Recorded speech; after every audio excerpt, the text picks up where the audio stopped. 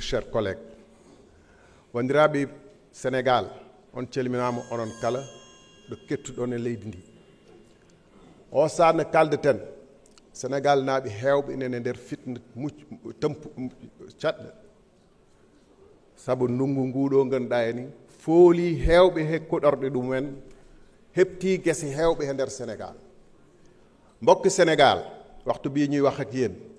dëkk yu bëri ñu ngi jànkantale jafe-jafe yu du tar yoo xam ne mbënd beeg ndox mee ko waral. boo xoolee bu weesoo lu mel ni Touba nga xam ne gis nañu situation bi na mu fa demee Thiès Dakar ku lim di nga bàyyi dëkk yu bëri mais surtout localités yi nga xam ne ñoo gën a sori ci Sénégal Kédougou Bakel feneen ak feneen ak feneen. bu ñu taxawee fii nii ñun askanu Sénégal la ñuy waxal ci turu askanu Sénégal convoqué session extraordinaire boo xam ne dafa mel ni lu jàmp moo tax ñu teew fi. bu boobaa askan bi nga xam ne mu ngi yuuxu ci jàmmeel fële ci Matam nga xam ne loxo neen la ñu yor ak seeni xortu saako taxaw di jéem a aar seeni dëkkuwaay ak seeni tool wala ñi nga xam ne ñu ngi ci yeneen dëkk yu bari ci Sénégal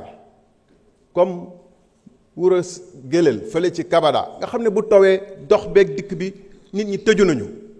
jàpp naa ni représentant askan yi bu ñu amee lu jàmp lu ñuy def ba di woote session extraordinaire waroon nañu dem fekki nit ñooñu càmbar gouvernement bi parce que ni ministre de l'intérieur dem na fa waaw naam dem na fa demaat na fa at bu ne mu dem fa waaye ndax matuwaay yee ñu war a jël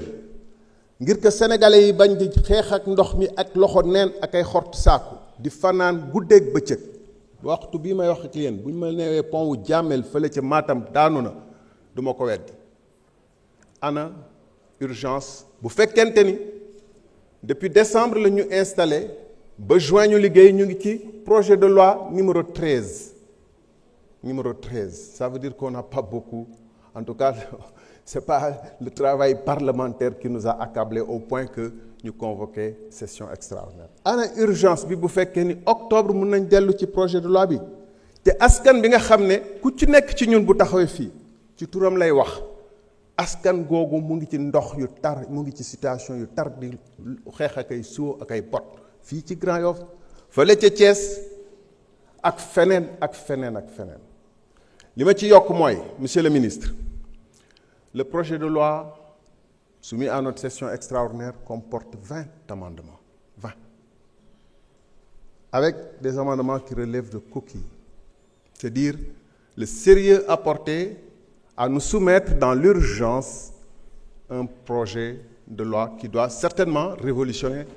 la concussion et la corruption au Sénégal. Mais moi, je n'y crois pas du tout. Il y a un scandale que je me plais à répéter. Ici, à la tribune, depuis notre pupitre et ailleurs, 37 milliards de nos francs ont été volatilisés. Et en échange, on cherche à mobiliser des entrepreneurs locaux pour les aider à se mobiliser eux-mêmes pour aller réaliser. On chercherait,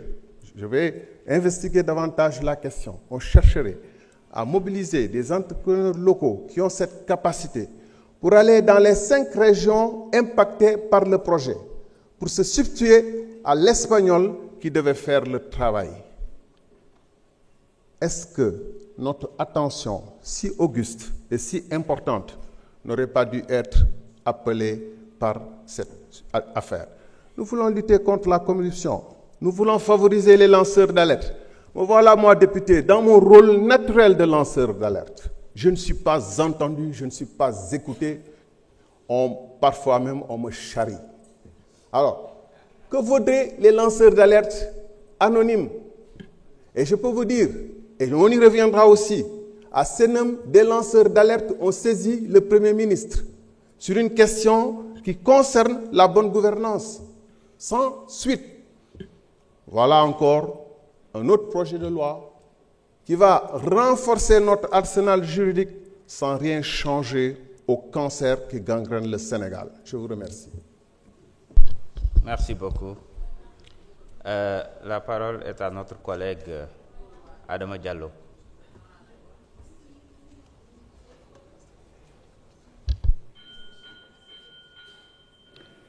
Merci beaucoup, Monsieur le Président. Assalamu alaikum wa rahmatullah. Monsieur le Président, ñoo ngi lay delloo njaal suñu collègue boobu Fanta Sall jóge fi yàlla na ko yàlla yërëm xare ko àjjana ak sa garde ak sa chargé de sécurité bi waaye it di jaale waa Gossas yépp demuk suñu kilifa gu mag ñaan sëñ Thierno Diaw Paxa xalifu sëñ Mut Diaw yàlla na ko yàlla yërëm xare ko àjjana di jaale waa kër El Hadj yépp suñu yaay Aïda Diop jàng naa loi bi jot naa ko jàng naa ko gis naa ne it loi la bi nga xam ne bëgg na xeex guerre indi na ay correction par rapport ak loi yi nga xam ne ñoo ko jiitu woon muy loi 2012 ak bi ko corrigé 2024 waaye ba tey gis naa ne it recentré na mission am yi nga xamante ne nii écarté nañ ko parce que daf ko doon chargé toutefois gis naa ci yi nga xamante ni ba léegi ay question la te tontu yi ci ministre bi indi ñun doyuñu bi ci njëkk mooy bu ñu buggee une autorité administrative indépendante mënuñu ñoo wax ne sous prétexte que mënul doon benn oiseau libre que dañ koy rattacher à la présidence de la République déedéet boo jàngee ci jurisprudence administrative ci ni ñuy organiser ay état am na ci ay autorité bëgg ñu am indépendance day tax kenn du leen rattacher fenn dañ leen di bàyyi ñu mën a demee noonu bu ko defee mu gën a assurer seen indépendance ndax li ko waral mooy benn dëgg la wax nga ko président de la République moo leen di nommer ginnaaw appel à candidature donc décret bi tant que moom signé wu ko du ñu mën a sax liggéey te même bu ko signé bu ñu waxul nañ def prise de service du ñu mën a liggéey beneen bi it mooy moyens yi nga xam ne boo xoolee moyens yi ñuy jox structure bi ay moyens d'État la c'est-à-dire c'est la LFI le budget général de l'État moom moo leen jox te budget général boobu bu fekkee moom moo leen koy jox bu ñu dépendre ci présidence bu ñu téye budget bi bu ñu bëggee liggéey du ñu liggéey yaakaar naa ne coow loolu mës na fi am sax ci OFNAC bu njëkk ba ndax manque de moyens pour mën a liggéey te OFNAC bii li ñu ko teg dafa bari dañu ko teg muy exploiter li nga xam ne moom la lanceur d'alerte yi di joxe ak yeneen yu demee noonu kii boo ko tegee lu bari te joxoo ko assez de ressources pour mu mën a recruter des personnels qualifiés mën a faire recours à des experts parce que experts yi tudd ngeen ko possibilité la waaye boo amul koom boo ko defee day indi ay jafe-jafe lu tax créé wuñ une taxe parafiscale jox ko pour assurer son autonomie financière et son indépendance financière parce que man autonomie administrative intéressé wu ma li ma gën a intéressé c'est l'autonomie financière parce que loolu mooy mën a tax mu jóg def te du tàggu kenn beneen bi aussi mooy lu tax ñuy jël 10% di ko jox ay lanceurs d'alerte te jëluñu benn pourcentage jox ko OFNAC bi nga xamante ne nii moom mooy liggéey bi nga xam ne ci performance am war nañ koo mën a rémunérer ci performance am kee dafa boole rek ñu bëgg ko jox te il encourt même des risques de diffamation waaye kii dafa performant dafa liggéey ba prouver ne li lanceur d'alerte bi wax loolu lu am la kon kooku waroon nañ koo pàccal jëlal ko ci loolu pour mun a renforcer également autonomie financière am ndax loolu dina ko mën a permettre mu am